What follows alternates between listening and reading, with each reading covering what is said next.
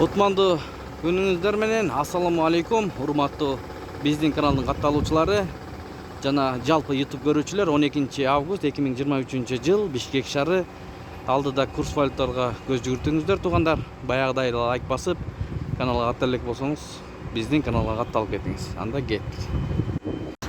Жетиген 1 AQSh доллары 88 сом, 1 евро 96 сом 50 тыйын, орус рубль 87 тыйын. Туғандар, доллар барбы деп бұл киши сүріп атат, эки обменкадан сурады, жоқ деп атат. Мынаки шундай. Сайыс ЛТД 1 AQSh доллары 88 сом, 1 евро 96 сом 60 тыйын, рубль 0,887. Сайыс ЛТД обменкасына келіп биздин каналдан десеңиздер, реальный курс кылып беребиз деген жигиттер.